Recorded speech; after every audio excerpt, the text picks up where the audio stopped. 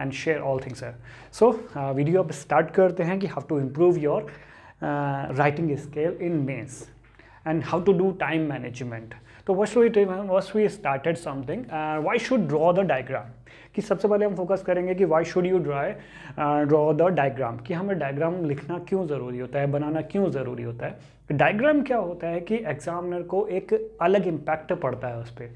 तो आपको एग्जामिनर जो होगा आपकी कॉपी चेक करे बिना ही उसके माइंड में एक प्रोसेस बन जाता है, एक डायग्राम बन जाता है कि इस स्टूडेंट ने ये अच्छा इसको पता है इसके बारे में, इसने फालतू चीज़ें मेंस में नहीं हुए। तो इससे एक इमेजिनेशन बन जाती है कि आपकी पॉजिटिव इमेजिनेशन एक चेक करने वाले को बन जाती है। तो why should you draw the diagram, definitely सबसे पहले हम इसमें बात करेंगे एनहेंस योर आंसर क्वालिटी, यानी कि आप अपनी आंसर क्वालिटी को इन्हेंस यानी कि औरों से अलग, क्योंकि मेंस में आपको पता है 10,000 के अप्रॉक्सीमेटली स्टूडेंट वहाँ पे बैठते हैं, तो हमें दूसरों से एक एक नंबर से ही रैंकिंग में बहुत ज़्यादा असर पड़ता है। तो हमें अपनी आंसर राइटिंग को इम्प्रूव करना है, यानी कम वर्ड में इफेक्टिव इम्पैक्ट डालने के लिए डायग्राम को सबसे पहले यूज़ करना चाहिए। सबसे पहले तो ये होगा enhance your answer quality. Enhance your answer quality में आपकी इम्प्रूवमेंट हो जाएगी, यानी कि औरों से आपको एक्स्ट्रा नंबर मिल जाएंगे, एक्स्ट्रा नंबर आपको प्रोवाइड हो सकते हैं। 1-2 नंबर भी पढ़ना बड़ी बात होता है, ठीक है। दूसरा होता है सेव टाइम होता है, यानी कि आपको मान लीजिए 200 वर्ड में कुछ क्वेश्चन लिखना है, आपके पास लास्ट के एक आधा घंटा ही बचा है और करीबन आपके पास 7 से 8 क्वेश्चन बचे हैं, 6 क्वेश्चन बचे हैं, तो आपके पास टाइम कम है।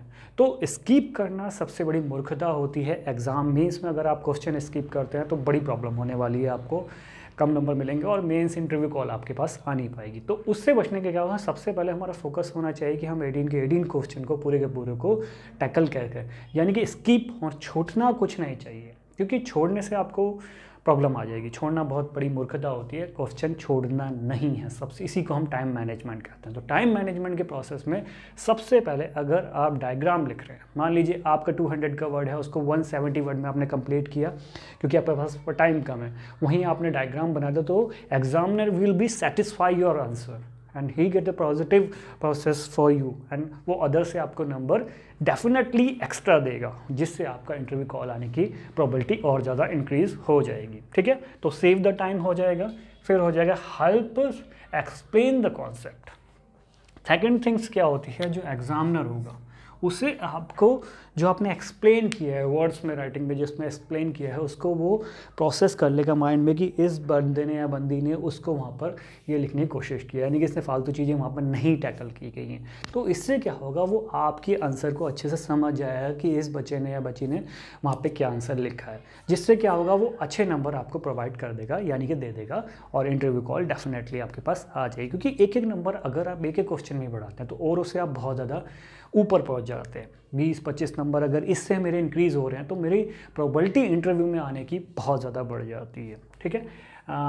एक्सप्लेन द कॉन्सेप्ट होता है, फिर होता है provide is a summary of answer. Summary का मतलब क्या होता है कि आपको मान लीजिए एग्जामिनर काफ़ी सारी कॉपी चेक कर चुका है और आपका लेट में कॉपी है, तो वो बोर हो जाता है एक तरह से। तो जब वो डायग्राम आपका देखता है तो उसके माइंड में एक ग्राफ बन जाता है कि यार इसको ये आंसर आता है, क्योंकि आप उसमें जो आपका फिगर यूज़ करेंगे या डायग्राम यूज़ करेंगे, पाई चार्ट यूज़ करेंगे, सर्कल यूज़ करेंगे, स्पोक फिगर यूज़ करेंगे, तो उससे क्या होती है, उसमें इंफॉर्मेशन होती है वहाँ पर।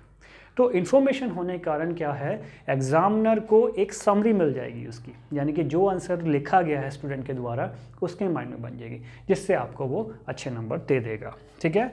आंसर इन्हेंस करने के बाद भी कर सकते हैं हम। और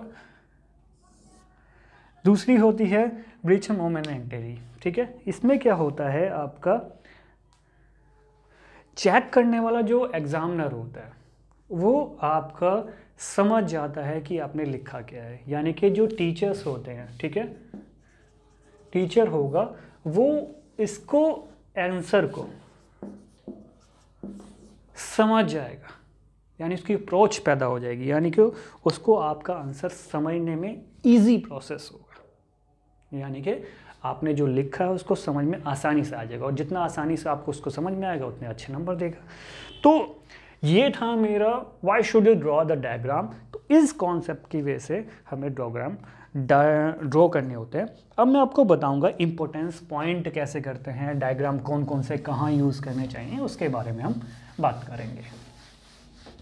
और डायग्राम कम से कम आपका 1 नंबर एक सवाल या 2 नंबर सवाल में तो बढ़ा ही देता है, मेंस में बहुत ज़्यादा इंपॉर्टेंस है।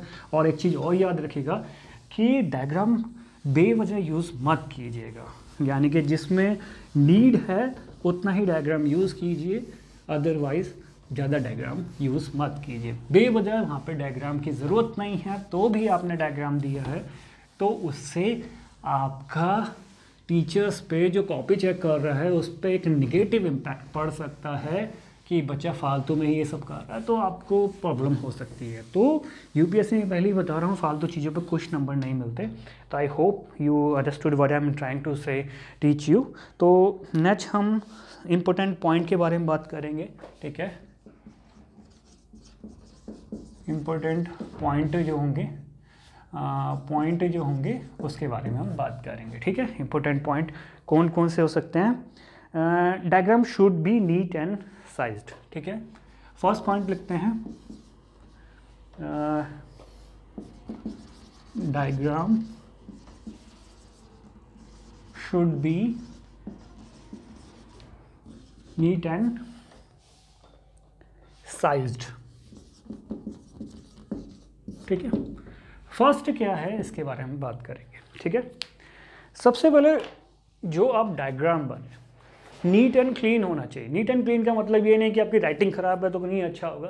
कहने का मतलब है कि जो भी उसमें इंफॉर्मेशन आप प्रोवाइड कर रहे हैं, ठीक है, जैसे कि क्रॉप प्रोडक्शन आप दिखा रहे हैं तो ईजिली प्रोसेस होना चाहिए, अच्छे से लिखा होना चाहिए। राइटिंग डजेंट मैटर, जो कंटेंट आप उस फिगर में दे रहे होंगे या डायग्राम में दे रहे होंगे वो प्रोसेस नीड होना चाहिए। यानी कि नीट होने का मतलब क्या है, नीट एंड साइज का मतलब क्या है। मान लीजिए आपने किसी डायग्राम में डॉट डॉट करके दिखा दिया, किसी में डैश डैश करके दिखा दिया, किसी में यू बना दिया, किसी में यू बना दिया, तो आपने जो मार्क्स यूज़ किए हैं, इंडिकेशन जो दी गई है उस चीज़ को इंडिकेशन करने के लिए, क्रॉप को करने के लिए या किसी भी चीज़ को प्रेजेंट करने के लिए, तो उनको आपको क्लियरली बताना चाहिए कि ये इस फिगर का मैंने ये मतलब लिया है, इस फिगर का मतलब मैंने ये लिया है। तो यहाँ पे नीट एंड क्लीन का मतलब ये नहीं है कि आप राइटिंग अच्छी प्रोसेस, टाइम वेस्ट नहीं करना है, फटाफट डायग्राम बनाना है, उसको ईजिली क्लियर करना है। बस समझ में आना चाहिए कि जो आपने इन्फॉर्मेशन वहाँ प्रोवाइड की है वो किस चीज़ की इन्फॉर्मेशन प्रोवाइड की है, एग्जामिनर को ईजी समझ में आ जाए। दूसरा क्या है, तीसरा प्रोसेस क्या है, साइज्ड। साइज का मतलब क्या है, जो आपके पास 1A4 साइज़ का पेपर एग्जामिनर में आएगा वहाँ पर आपके पास लिमिटेड स्पेस होता है फॉर द आंसर राइटिंग। तो if you use diagram whole paper, that's a bad things, totally rubbish things.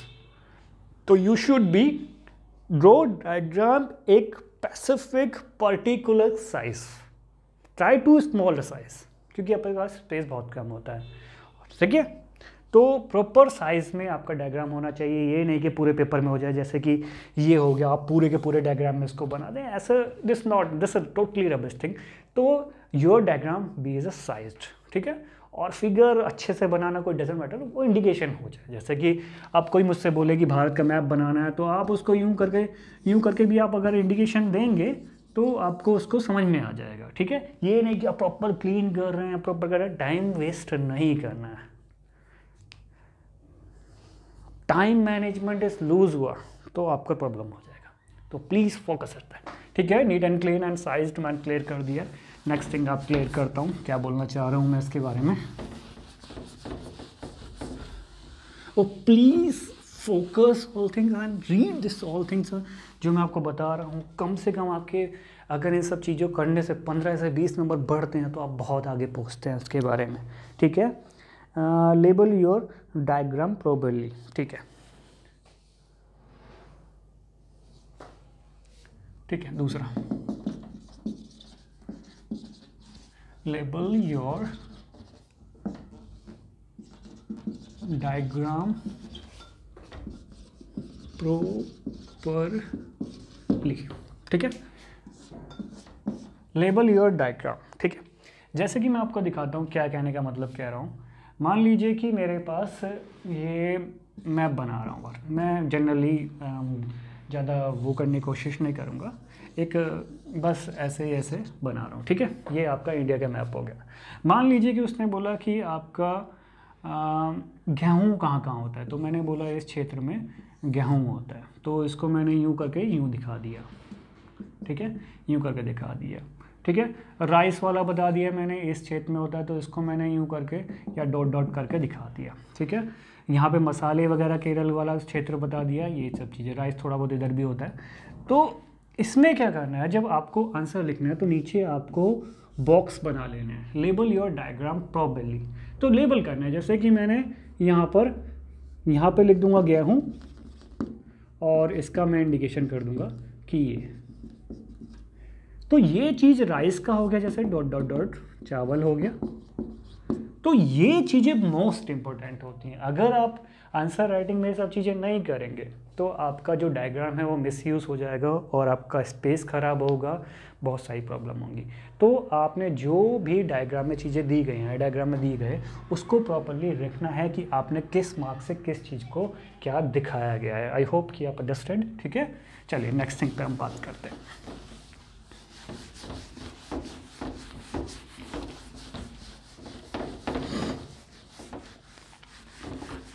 And please follow all things if you succeed in mains exam, ठीक है। Draw diagram in a box, ठीक है। Third चीज है draw diagram in a box, ठीक है। कोई भी डायग्राम बना रहे हो उसको आप बॉक्स में ही यूज़ करें, ये नहीं कहीं भी आप उसको बना दें, प्रॉपर इन बॉक्स या गोला, जो भी वट एवर यू लाइक, तो उसको प्रॉपर इन बॉक्स में होना चाहिए, ठीक है। ये भी एक चीज़ है।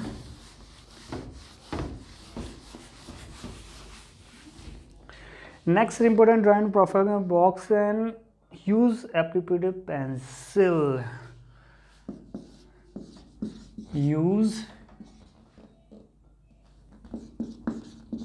appropriate stationery, ये चीज़ याद रखिएगा। आपने डायग्राम बनाया, आंसर लिख रहे हैं, आपने डायग्राम बनाया, आई होप कि वो गलत ना हो, तो उसके लिए आपको पेन यूज़ नहीं करना है, ऐसा मटेरियल यूज़ कीजिए जो मिट सके, यानी कि कोई ख़राब करे, क्योंकि स्पेस वहाँ पे स्पेसिफिक ही होता है। स्पेस जितने वर्ड बोला गया उसी के हिसाब से आपको पेज में आंसर लिखने के लिए जगह मिलती है। तो आपको अपना पेज की लेंथ को या कुछ को वेस्ट नहीं करना है, तो उसके लिए आप पेंसिल यूज़ करें, बेटर रहेगा। नटराज की dark pencil if you like to, वो उसको के लिए यूज़ करें तो ज़्यादा बेटर है, क्योंकि उसको आपको इरेज इजीली कर सकते हैं, क्योंकि आपने पेन से बनाया और ख़राब हो गया और आपका एक एक नंबर इंपॉर्टेंट होता है। तो प्लीज़ ड्रॉ है ना प्रॉपरली पेंसिल वगैरह को यूज़ करें, ठीक है। एक ये चीज़ हो गया, ठीक है। तो ये तो हाउ टू ड्रॉ डायग्राम क्यों करते हैं ये सब मैं बता रहा हूँ। अब मैं आपको तीसरा फेज़ अपने इन चीज़ों का बताता हूँ कि यहाँ पे कौन सा डायग्राम यूज़ करना चाहिए। चार जैसे पाई चार्ट हो गया, टेबल हो गया, सर्कल हो गया, स्पोक वाला हो गया, ये अलग अलग तरह से वेन डायग्राम हो गया। तो ये अलग अलग तरह से होते हैं, तो कहाँ क्या चीज़ यूज़ करना चाहिए वो चीज़ आप यूज़ करें। और please this video share to who write a mains exam this year 2020 mains UPSC is a very useful video for everyone, and who preparing for the PT, and they also have a good for this thing also. If you select in PT, after that you not succeed in mains, it doesn't matter, your success doesn't, you got a success. So please like, share, and please share to other friends who preparing for the UPSC, PSC, ASC, who taking the mains exam. So this is good for the all things regarding this thing, ठीक है। Important pen हो गया, show data, ठीक है। सबसे पहले हम बात करते हैं टेबल के बारे में, ठीक है। ये होता है टेबल के बारे में। टेबल आप समझते होंगे, ये बना दिया, ठीक है। ये टेबल हो गया लाइक दिस, ठीक है। तो आप टेबल में शो डाटा कर सकते हैं, ठीक है। मान लीजिए कि यहाँ पर है आपका 2004 कर दिया, 2008 2008 कर दिया, 2012 कर दिया, 2016 कर दिया। यहाँ पे इनका जो भी अमाउंट है या जो भी आपकी प्रॉपर्टीज़ मिली है उसको आप लिख सकते हैं, ऐसे कर सकते हैं। दूसरा, आप क्लासिफिकेशन ऑफ डाटा में भी टेबल में क्या सकते हैं, क्लासिफिकेशन कर सकते हैं।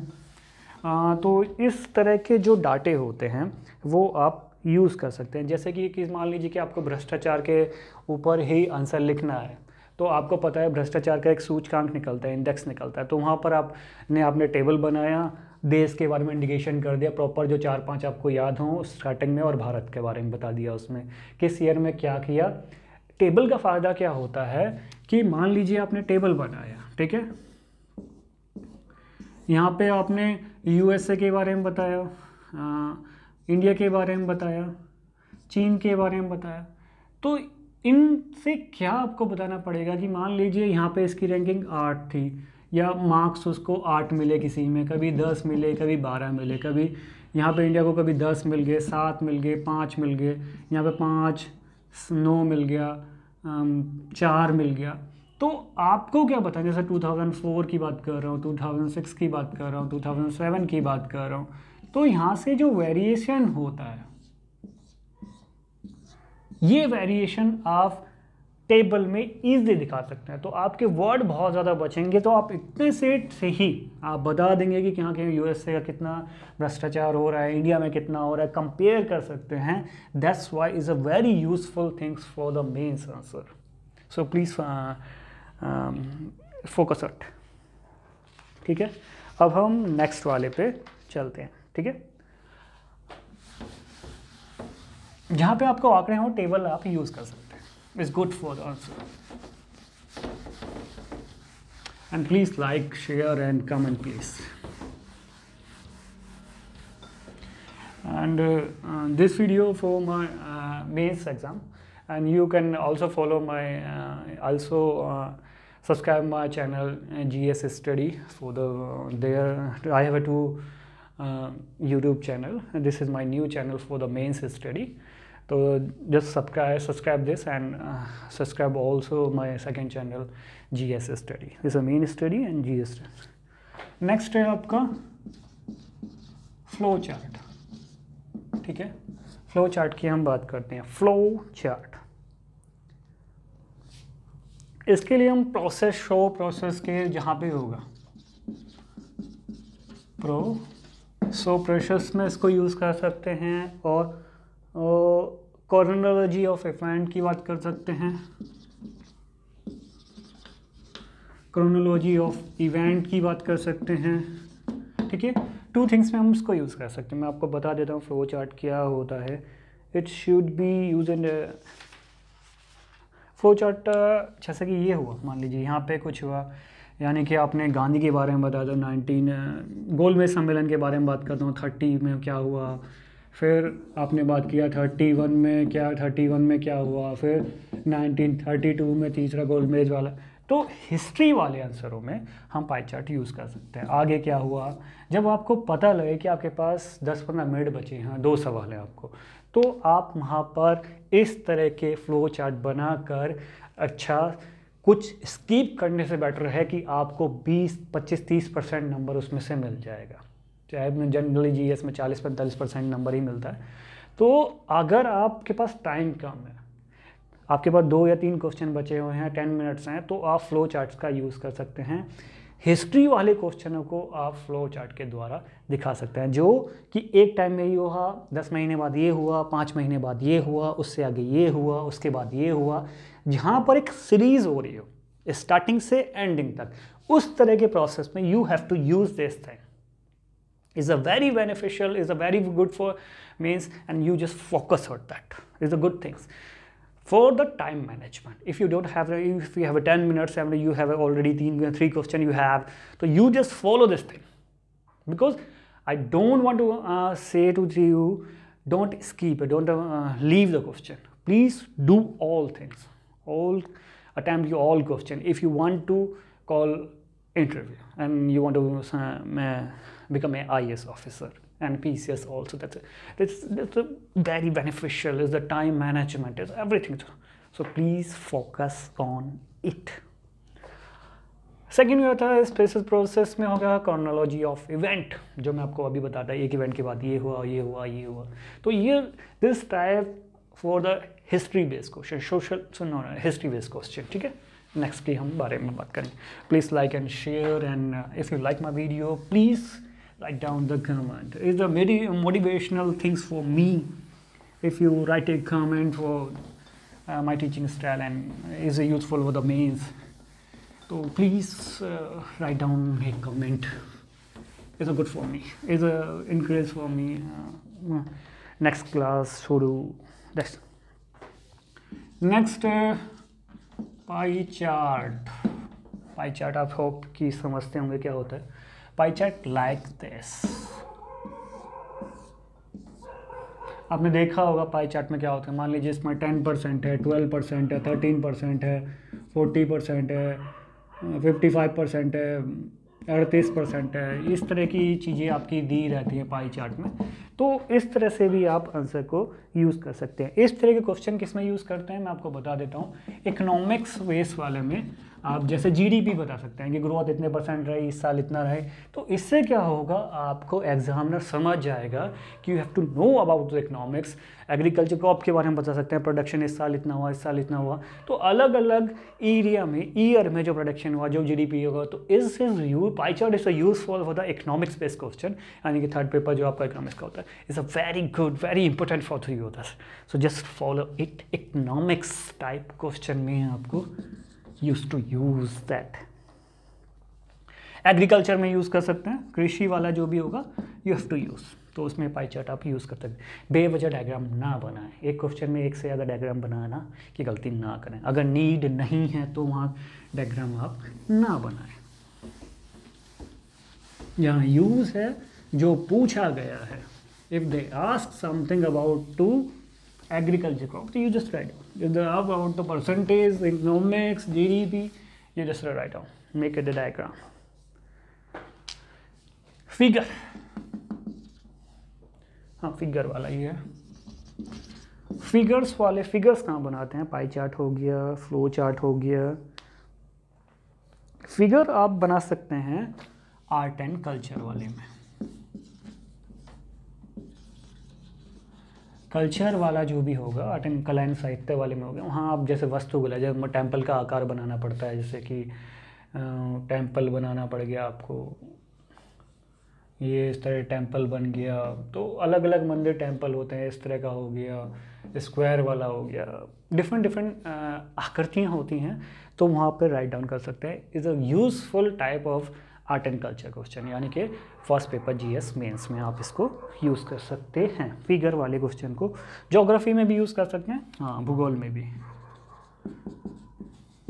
भूगोल में पहाड़ के साइज जैसे होते हैं ना, कि ये हो गया कयाल हो गया, या पठार का हो गया, शीख का हो गया, तो इस तरह के डिज़ाइन वहाँ पे you have to use. Geography and art and culture में आप फिगर्स बनाने आपको नीड होता है।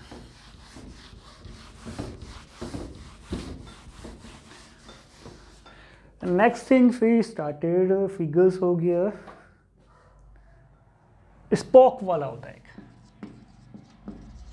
स्पोक समझते हैं ना, मैं बताता हूँ। जैसे कि ये बना दिया, ये हो गया, ये हो गया, ये हो गया, ये थिंग्स हो गया, और ये थिंग्स हो गया। जिसको स्कोप डायग्राम बनाते हैं।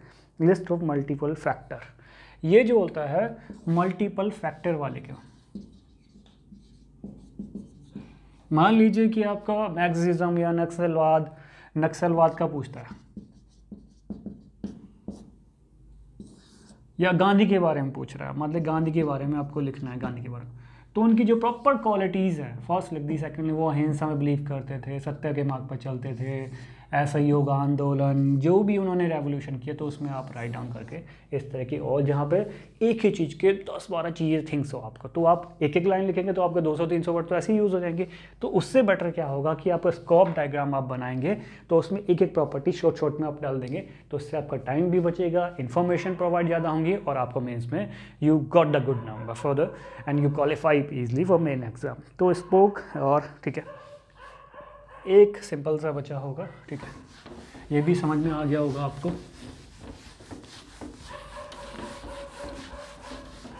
नेक्स्ट हम बात करेंगे मैप्स के बारे में।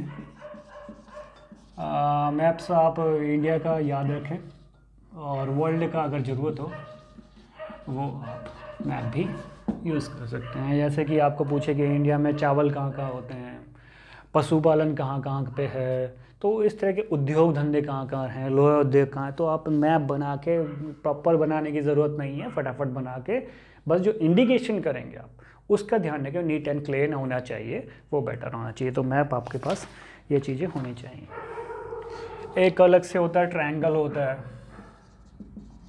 ट्रायंगल आप जनरली यूँ कर सकते हैं, ठीक है, जैसे कि नीचे लोग आ गए, किसान आ गए, उससे ऊपर मैं जो कृषि का संसद आ गई, तो इस तरह के पॉलिटी में आप ज़्यादा यूज़ कर सकते हैं। या इस तरह से आप यूज़ कर सकते हैं कि फैक्टर 1, फैक्टर 2, फैक्टर 3, तो इस तरह से भी आप मैप्स अलग अलग यूज़ कर सकते हैं। एक और बच गया है,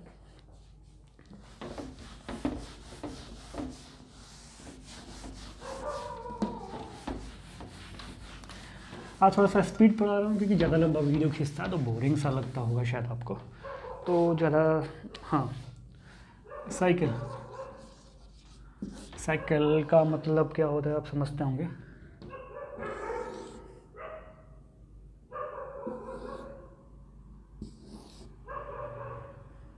जैसे कि मान लीजिए जीडीपी बढ़ी, उससे क्या होगा, विकास होगा, ठीक है,